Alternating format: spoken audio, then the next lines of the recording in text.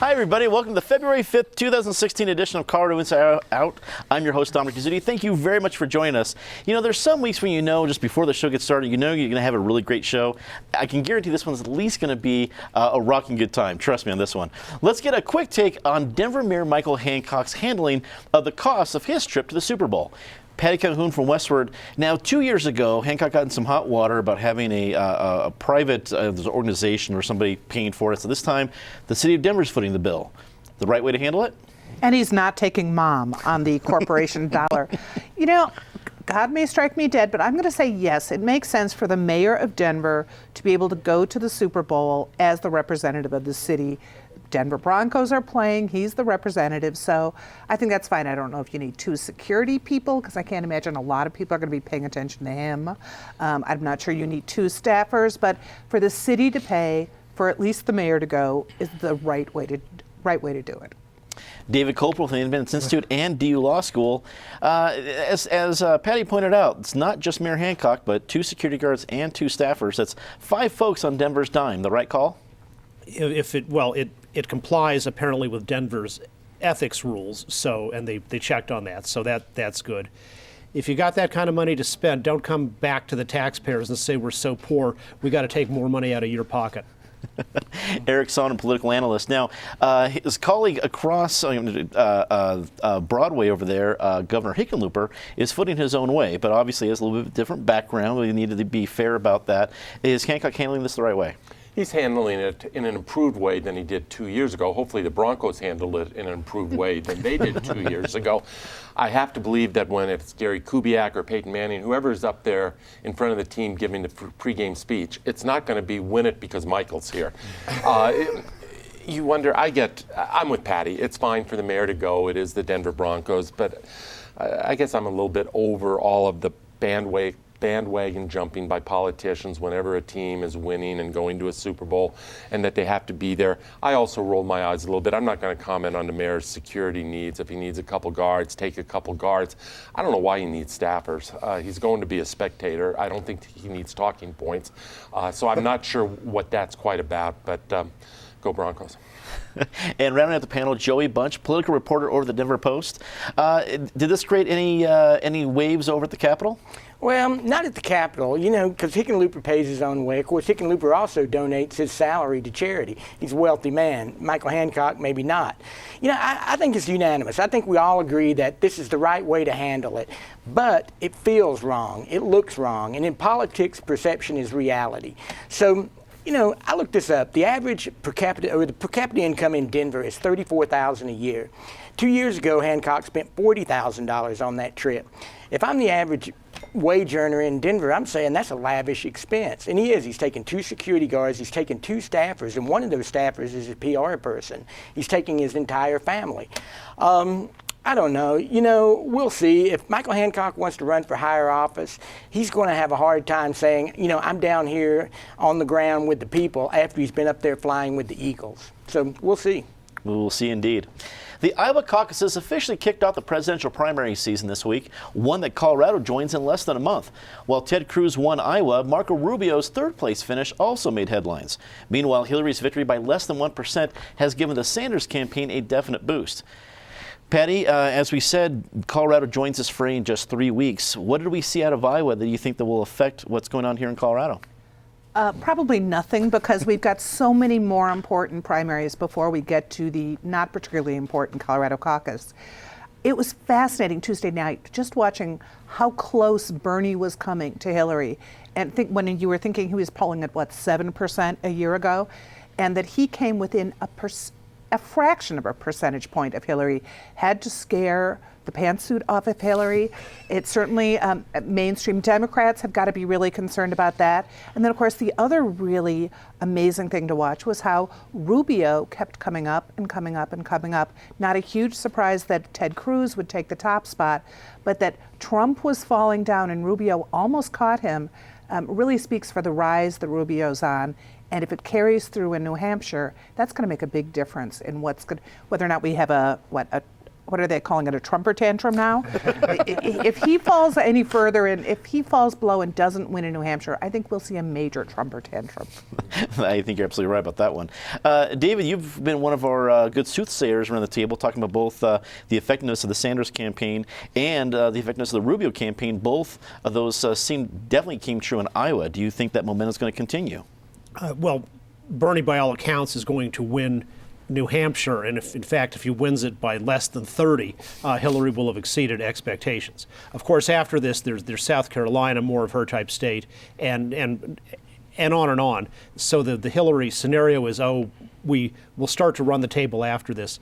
I don't think that works. I think Bernie, with his large base of devoted followers and small donors, is going to have the money to stay in this all the way. And we could very easily get to the 2008 situation where even after the last person has voted, nobody has a majority, and it's up to the superdelegates, who are a large share of the Democratic convention voting, to decide, which makes the Colorado caucus on March 1st very important. Obama killed her at that in 2008 because he far out organized her. I think she's learned from that. So I think we'll have one of the best Democratic caucuses ever with two well-organized teams. On the Republican side, I think there is a possibility that Marco Rubio could do what Gary Hart did. Gary Hart came in second in New Hampshire, in Iowa, at like 14% or 17% to like Mondale, who was up in the 40s in 1984. Hart got a bounce and attention out of that. The last poll in New Hampshire had him at 21%. He won the New Hampshire primary with 37. New Hampshire voters strongly believe they take it seriously, and it's their responsibility to not make up their minds with finality until then. So I think there's a real chance for Rubio upset. And I also predict that we'll probably have 4 candidates coming out of New Hampshire, the top 3 from Iowa, and somebody else, most likely John Kasich, is going to emerge. Kasich's main problem is he has no organization and no money for after New Hampshire, but maybe that will start to develop. I'm not going to argue with the soothsayers. You've been on a pretty good roll here lately. Eric, when you look at the results from Iowa, do we have our 3 main runners? Is the rest of the slate for the Republicans obsolete at this point? Somebody off of that rest of the slate is going to have to show quickly and probably show in New Hampshire. The other people competing in the establishment lane of that party, mainly Kasich and Christie and Jeb Bush, have really banked everything on New Hampshire. Kasich said as much on television yesterday. I differ with David. I agree with a lot of what David said. I differ a little bit about Kasich, because the real value of Iowa in this race and in previous years is the bounce factor. It is not that Iowa itself is determinant. Ask President Huckabee about Iowa. Ask President Santorum about Iowa. They both won the last 2 cycles out. So it is not determinant, and Cruz may follow in that pattern. But it provides a bounce and a springboard into the next primaries. Rubio is the biggest beneficiary of that bounce in my mind, and I think that probably comes at the expense of the Kasichs and Bushes and Christies of the world when you get to New Hampshire. Trump's whole persona in this race, I mean, the word that he attaches to himself like glue is winner. I'm a winner, all you other suckers are losers. Well, all of a sudden, when you don't win, what happens to that persona? And it took a beating on Monday night in Iowa. If it takes a second beating in New Hampshire, even though he's still up in the polls, but Rubio may be closing based on that bounce, we'll see how Trump handles it quickly. On the Democratic side, I'm just left with the notion, it was a, 0.2 of a point spread between them. Bernie Sanders is no Barack Obama. It's understandable Hillary Clinton lost to Barack Obama 8 years ago. He's a once-in-a-generation, if not once-in-a-lifetime political talent, or at least he was circa 2008. She even came in behind John Edwards in Iowa, let's not forget, 8 years ago. Bernie Sanders is no Barack Obama, and yet she is in the fight of her life and is laboring hard to dispatch this guy. The polls nationally, even though I think she's still the presumptive candidate, are closing, and it shows her weaknesses and vulnerabilities as a candidate. Joey, when you saw the results and then were around all the different lawmakers and other folks, as a political reporter is apt to do this week, did you get any sense of the Colorado reaction to the results? Yeah, and everybody raises good points, but I think I disagree with all of them because the too much emphasis is put on Iowa. Iowa's not Colorado. Iowa's not hardly anybody else. Iowa, there are more pigs than people in Iowa. It's not a state that represents America, but what Iowa and New Hampshire do is artificially thin the field. It clears people out, and then that support goes somewhere else. Hillary Clinton's got a problem. She needs to get rid of Bernie Sanders sooner rather than later, because I think there are problems coming sooner rather than later on these emails. And the longer he hangs around, the harder it is going to be for her to hang on to that lead. Over on the Republican side, you've got Cruz and Trump at the top right now, coming out of New Hampshire. I just don't think that they can attract millennials. I don't think that they can attract moderates at all. So that leaves you with Rubio. And Rubio is a guy who can attract moderates. He is a guy who can pull a few percentage points out of that Hispanic bloc. He's a guy who can bring in millennials. So, if the Republicans put out somebody that can't beat Hillary or can't beat Bernie, we may be voting in November on two unelectable candidates. And Republicans will have nobody but themselves to blame when they wake up on the day after the election and they're saying President Bernie. It wouldn't be the first time the party shoots themselves in the foot. We'll see what happens. Complete Colorado released an in-depth report this week about Calvin Johnson, a former parolee who allegedly killed a man on New Year's Day. The report highlights DOC Deputy Director of Parole Allison Morgan referring to Johnson as a success story of its parolee transitional program just 2 weeks before the murder. David, obviously this is a very embarrassing thing for the DOC as an agency. Is it a big enough deal that Hickenlooper has to look into how it's being managed, or just embarrassing? DOC has had lots of problems, and the state legislators who focus on these issues, like the Joint Budget Committee type people, they've known about this broader problem with DOC management for a while. Governor Hickenlooper was a successful businessman, and one of the reasons people vote for sometimes a businessman, especially for an executive job, is being good at management. But I'd suggest that the DOC is not the only place in our Colorado executive branch which has tremendous management problems. There's another story in the Denver Post, besides covering this issue, problems in the Department of Human Services, where they are now finally, sort of, coming into compliance maybe with the law about how fast they're supposed to give mental health evaluations to people who've been arrested and are raising insanity as a defense. And then if it turns out they are insane, then putting them into a treatment facility where they can be cared for. And there's a lawsuit going on in federal court, and the Department of Human Services is like, oh, everything's fine now, why don't you get rid of the lawsuit? And the view of the court seems to be, no, there's still a long way to go before we can say you're in compliance with the law. So I'd like the governor to spend less time on thinking of ways to make the government bigger until he makes this existing government more competent. Eric, this is a pretty big PR black eye as the report comes out. If they came to you for advice, whether it be the agency or Governor Hickenlooper, what's the first way to handle this kind of thing? Give me a retainer would be the first way. No, I'm sorry. That's too easy and too cynical. First of all, I want to start with kudos to Todd Shepard at Complete Colorado. That was a strong bit of original reporting on the part of Todd and on the part of Complete Colorado to break this story and the linkage of Allison Morgan's comments. In terms of public relations advice, you have to grab the bull by the horns. You can't look like, if you're the governor or the head of the Department of Corrections, you can't look like you're a victim. You can't look in the defensive mode. You have to be assertive and affirmative and grab the bull by the horns. That's often easier said than done. The warning signs here were multiple in terms of this guy being off the rails, not being a good risk. And of all the candidates, the parolees that they wanted to hold up as a poster child, you wonder how in the world they picked this one. It is an embarrassment. one embarrassment you can get your way through. The question is it a precursor? Is it a canary in a coal mine? And because if there's another case or another case after that with similarities, then it gets really hard to explain or defend. Joey, did this raise eyebrows over at Capitol Hill?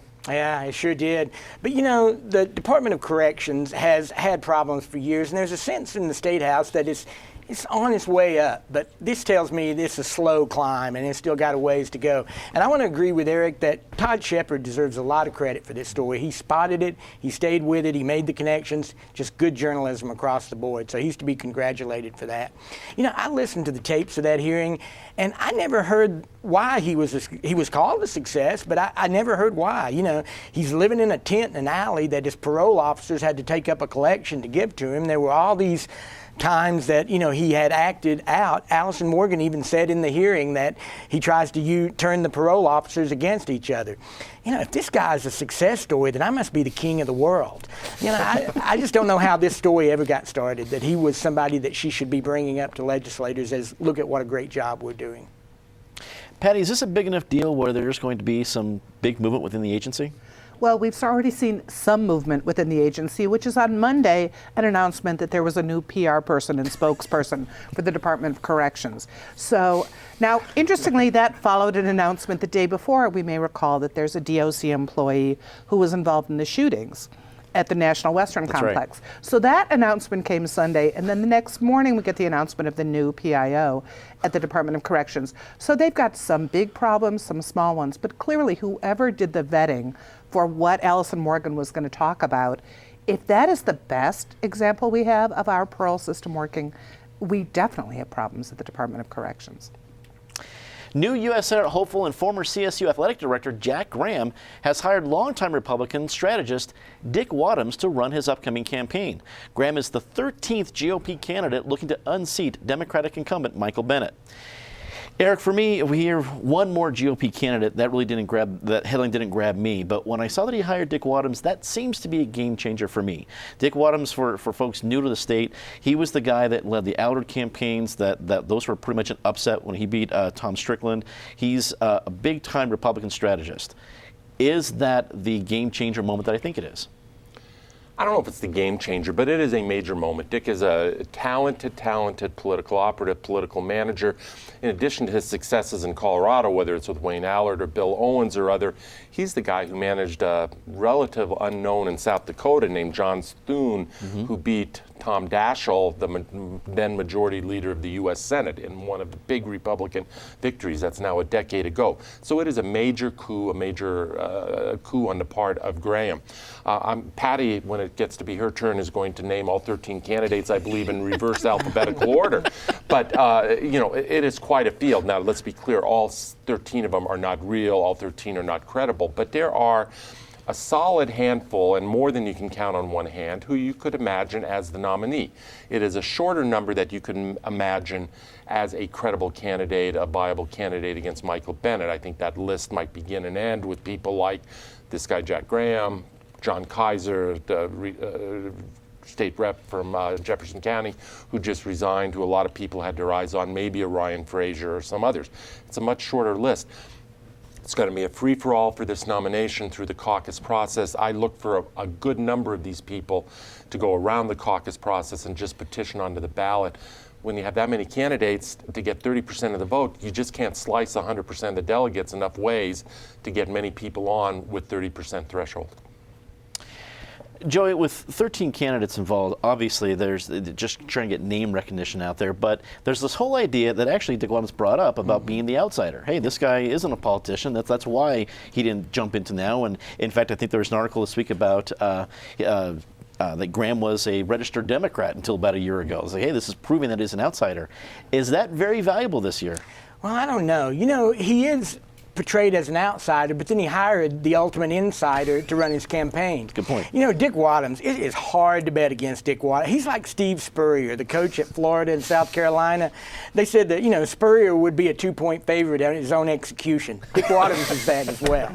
So, you know, Dick bring, not a lot of people know who Jack Graham is, but anybody who matters knows who Dick Wadhams is. He's the former chairman of the state Republican Party. So he gives Jack Graham immediate gravitas. And now people are paying attention. And, as Eric said, these voters are being broken into smaller and smaller pieces every time somebody gets into the race. So I think that gives an advantage to somebody like Tim Neville, who has a very distinct message that sets him apart from the group, and people are going to stick with him. So I don't know. It's very interesting. And, last time we talked about a clown car, that so many people were in this race that it's become a clown car.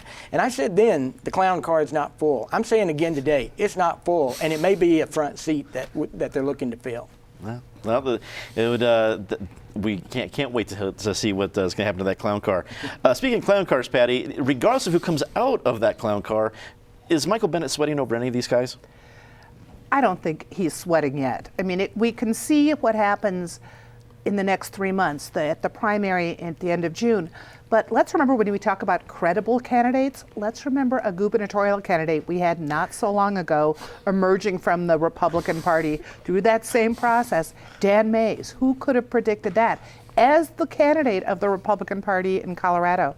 So we could have almost anything happen here when you think how you're going to split up 13 or 14 or 15 spots. I think we can safely say Tim Neville is definitely on the far right side of that, so he'll get a pretty big spot. Interesting with Graham, it's one thing to be an outsider, but it's another thing to be outside the party you're running for. So I'm guessing he will take some hits over the fact that he is a Johnny-come-lately to the Republican Party. It's going to be really fun. Wadhams would like to be the driver of that clown car, but whether he's going to be able to keep everyone in control on board, that's going to be a tough one. David, with 13 folks so far in the primary, how ugly is it going to get? Maybe not, because there's too much stuff around. Like, what, if you're in a 13-person cage wrestling match, you don't really spend as much time singling out other people as you do just kind of improving your own position. 1974. So, as Eric said before the show, of these 13, about half would be who you'd call serious candidates. So at that level, this is like 1974 for the Democrats, where we had 5 serious Democratic candidates, all of whom had plausibilities, none of whom were very well known to the general public. The guy who ended up coming out of that was Gary Hart, who ended up winning the Senate election, and and Peter Dominic, the incumbent, the good quality incumbent, two-term incumbent Republican senator who we beat, had some of the same vulnerabilities as Bennett is. I think people in Colorado liked Dominic or Bennett themselves personally, but they were tied to what had become a very unpopular president. That's a good point. It's going to be definitely fun to watch. And if you're playing CIO bingo at home, if you had Gary Hart or Steve Spurrier, you've definitely had a good game this show. Let's get to our favorite part of the show, Disgrace of the Week. As always, Ms. Calhoun, please start us off. Well, I would like to say all the bets that are going on back and forth over the Broncos, which are getting so ridiculous, it's scary to open your email to see which one will come next. But I have to give it to the VA Center in Colorado Springs. Another good job of reporting by the AP that they have lied about what the wait time is, that they are not serving their constituents. And who deserves better service more than the veterans? Hear, hear. David. The one part of our state government which always seems to be spending its money effectively or at a high rate, the Film Welfare Board, which is now going to give a bunch of your money to present for the production of a pseudo-fictional documentary about the murder of John Benet Ramsey. In the olden days, media had to pay for its own way to come in here and do John Benet's stories. Eric. Well, I was going to go with Joey here for failing to show up with any orange. I mean, come on. It's 2 days before the Super Bowl. Go Saints. There you go. I didn't realize they were in the game. How about the Wounded Warrior Project? Talk about people who are deserving and have paid an incredible price for this country. And the stories that have come out, the reporting that's been done about the overhead, the administrative bloat, the travel expenses, the perks. It is just despicable what has become of that good cause. Joey. My disgrace of the week and my good guy of the week are the same person, Representative Kevin Priola. The critics, the liberals, are saying that, he's a hypocrite. He had to postpone a vote on a bill that would allow parents to take off for their children's school activities. They had to postpone the bill because Kevin Priola had to take his child to the doctor. But then he comes back and he votes against it. And, there's a difference there. The liberals aren't right about this, because it's one thing to ask for time off. Any of us can do that. But it's another thing to say, employers, you've got to do it. But again, he's got designs on the state Senate. He's going to have to answer for this on the campaign trail. Say something nice about somebody, Patty? Colorado's Historic Preservation Fund just gave another big round of grants to historic buildings across Colorado, which brings it up to about $7 million this year. And we also have some new places that are endangered but will be saved, like the Leadville Opera House, which the Tabor Opera House in Leadville, which Leadville now owns, and the state helped them with some of the funding. David. The United States Court of Appeals for the Fourth Circuit in Maryland, which reversed a lower court opinion which had upheld a 2013 magazine ban in Maryland. Eric. I'm going to go with the Broncos, but I'm specifically going to go with Peyton Manning. Hopefully he ends a career, because I do believe this will likely be his final game. Hopefully he ends it with a W and goes off into the sunset a la John Elway or Ray Bork with the Avalanche or whatever. But win or lose, it has been a treat for Denver and for Colorado to watch him play here for 4 years at the end of his career. And all I can say is, as a spectator, it has been special. And also, not just the quarterback, but the man and the involvement he's had in this community, the money he's given away to good causes. Mm-hmm. Joey. Representative, maybe you people have heard of him, Kevin Priola. Kevin and Representative Yulin Willett have ran separate bills to do away with regulations that no longer serve a purpose, get them off the books. And Republicans are doing a lot of that this session. And I remember what the Republican leader in the House said at the Denver Chamber of Commerce breakfast. It's one thing to say that you support small business. It's another thing to be able to show you're doing something about it. So give Representative Priola and Willett credit for talking the talk and walking the walk. Let's see if the House Republicans continue to do that. That is all the time we had tonight for Colorado Inside Out. Thanks for tuning in. Be sure to tune in on Sunday right after the big game when we broadcast Run Boy Run, a winner at the Colorado Jewish Film Festival last year. It's a great film. You will not want to miss it. And on Tuesday, the third season of Street Level continues. This time we go to 13th Avenue on Tuesday at 7 p.m. As always, remember to check out the CIO podcast on iTunes and our web exclusive segments on Twitter. For everyone here at Channel 12, I'm Dominic Guzzuti. Thanks very much for watching. Good night.